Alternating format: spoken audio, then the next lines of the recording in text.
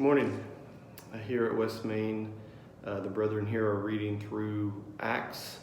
This week, our weekly Bible reading is Acts chapter 10. Acts chapter 10 is what I'll be reading, and I'll be reading from the New King James Version. Acts chapter 10, verse 1. There was a certain man in Caesarea called Cornelius, a centurion of what was called the Italian regiment, a devout man, and one who feared God with all his household, who gave alms generously to the people and prayed to God always. About the 9th hour of the day, he saw clearly in a vision an angel of God coming in and saying to him, Cornelius. And when he observed him, he was afraid and said, What is it, Lord? So he said to him, Your prayers and your alms have come up for a memorial before God. Now send men to Joppa and send for Simon, whose surname is Peter. He is lodging with Simon, a tanner whose house is by the sea. He will tell you what you must do. When the angel who spoke to him had departed, Cornelius called 2 of his household servants and a devout soldier from among those who waited on him continually. So when he had explained all these things to them, he sent them to Joppa.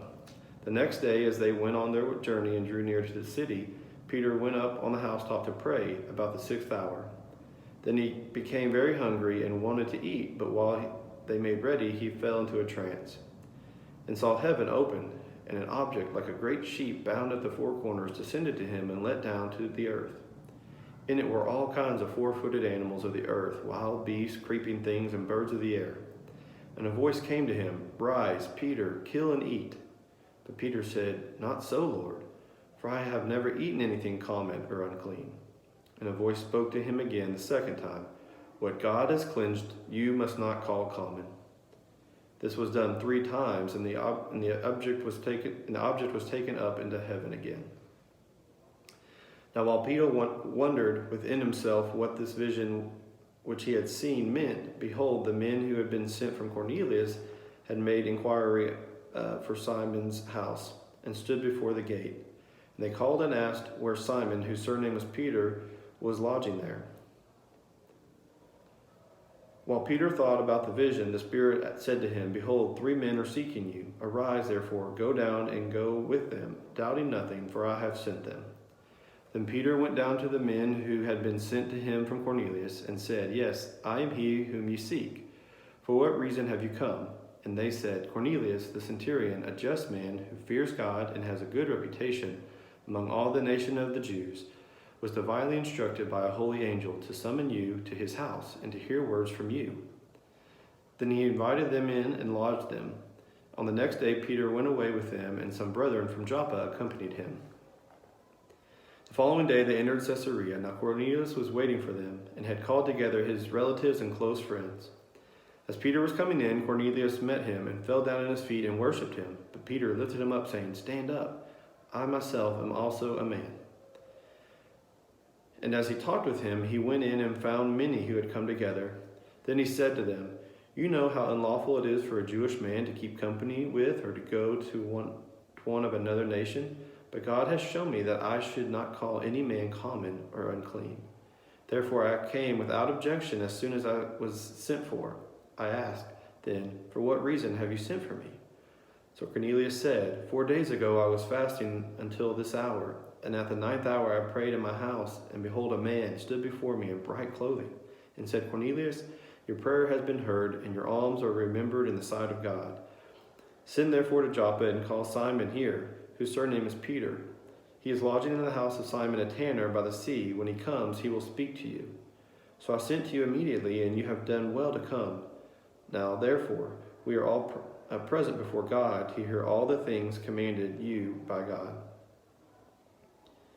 Then Peter opened his mouth and said, In truth I perceive that God shows no partiality, but in every nation whoever fears him and works righteousness is accepted by him. The word which God sent to the children of Israel, preaching peace through Jesus Christ, he is Lord of all. That word you know, which was proclaimed throughout all of Judea and began from Galilee after the baptism which John preached, how God appointed Jesus of Nazareth with the Holy Spirit and with power, who went about doing good and healing all who were oppressed by the devil, for God was with him. And we are witnesses of all things which he did, both in the land of the Jews and in Jerusalem, whom they killed by hanging on a tree. Him God raised up on the third day and showed him openly, not to all the people, but to witnesses chosen before by God, even to us who ate and drank with him after he arose from the dead. And he commanded us to preach to the people and to testify that he who was ordained by God to be judge of the living and the dead. To him all the prophets witness that through his name whoever believes in him will receive remission of sins. While Peter was still speaking these words, the Holy Spirit fell upon all those who heard the word. And those of the circumcision who believed were astonished, as many as come with Peter, because the gift of the Holy Spirit had been poured out onto the Gentiles also. For they heard them speak with tongues and magnify God. Then Peter answered, Can anyone forbid water that these should not be baptized, who have received the Holy Spirit just as we have? And he commanded them to be baptized in the name of the Lord. Then they asked him to stay a few days. Thank you for listening. Please come back later in the week and for some commentary from Ben Lee. If you would like to, please share this video on your social media apps and come back next week when we read Acts chapter 11. Thank you.